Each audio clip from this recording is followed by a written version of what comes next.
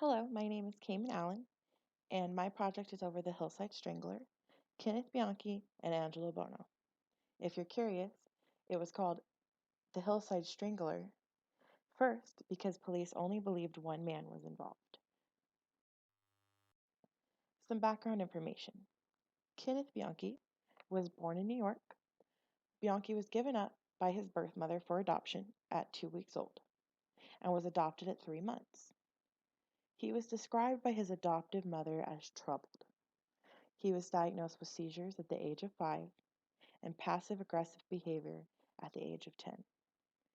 After finishing high school, Bianchi was married and attending college. After 8 months of marriage and 1 semester of college, Bianchi was divorced and dropped out. He eventually moved to Los Angeles to be with his cousin, Angelo Bono. Angelo Bono was born in New York as well. By the time the duo met up, Bono had already begun his criminal record with charges of failure to pay child support and grand theft auto. Bono believed he was a ladies' man, and he and his cousin worked as pimps. Modus operandi and signature. The preferred method of murder was strangulation, one of the things that coined the name Hillside Strangler. However, this was not the only type of this was not the only method that was used. They also used electroshock and lethal injection. The MO of the two men was to rape, strangle, and dump the bodies. They targeted prostitutes first and middle class women second. They would either solicit these women or they would pretend to be police officers in order to get them into the van.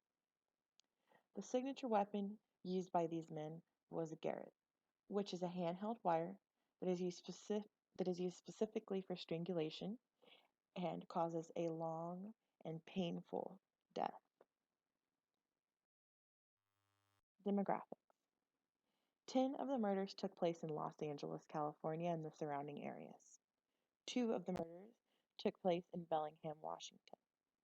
When the bodies were dumped, they were left in hilly areas, once again nodding to the name Hillside Strangler.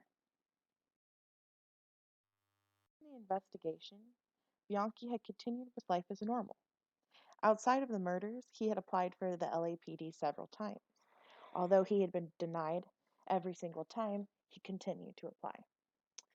He eventually found himself attending several ride alongs with the LAPD officers while they were in search of the Hillside Strangler.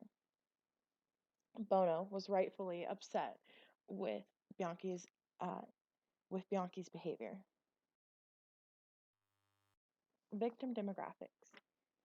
All of the victims in this case are female. The first 10 women were raped and strangled by the duo. However, the last 2 women were raped and strangled by Kenneth Bianchi alone.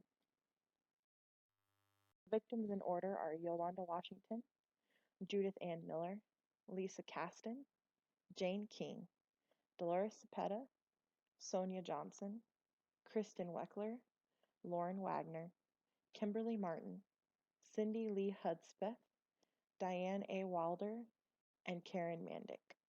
The first 10, again, were killed by the duo. The last 2, Diane and Karen, were killed by Kenneth alone. The youngest victim was 12. The oldest victim was 28 years old. Capturing the predators. After the 10th murder, the duo were no longer getting along. After Bono learned of Bianchi's ride-alongs with LAPD, he was furious. Bianchi married, had a son, and moved to Washington, or, as the police would say, fled. Bianchi became a security guard after he was denied by the Washington Police Department to become an officer. However, he could not keep his murderous side in check. Bianchi killed 2 more women who attended a college there, and this time he was sloppy. A witness was able to identify that he had been seen with the 2 women, and once police arrived, they knew. Was this a plan or was this a fantasy? In this case, this murderous spree was a planned crime. They enjoyed working as pimps first, taking advantage of these women and putting them, as they said themselves, in their place. They went after prostitutes first, something they already knew, people that they could secure easily via solicitation. They then began going after other women, using fake police officer badges and convincing them to join them in their van. Some of the interesting information from the case. When it came time for trial, Bianchi pled not guilty for reason of insanity. He claimed that he had multiple personalities and that his alter ego, named Steve Walker, was actually responsible for all of the murders. Bianchi was actually able to convince several psychiatrists into believing that he had multiple personality disorders. However, when LAPD brought in their own psychiatrist, he mentioned to Bianchi that most people with multiple personality disorders have more than one, to which he immediately made up a second personality, which had many holes. It was later learned that Steve Walker was actually the name of a student that Bianchi had already attempted to steal identity from before for psychology matters. Kenneth Bianchi is currently still in prison. He was eligible for parole in 2010 and will be eligible again in 2025. In 2010, he was denied. Angelo Bono, who was sentenced to life without the chance of parole, died of a heart attack in prison in 2002.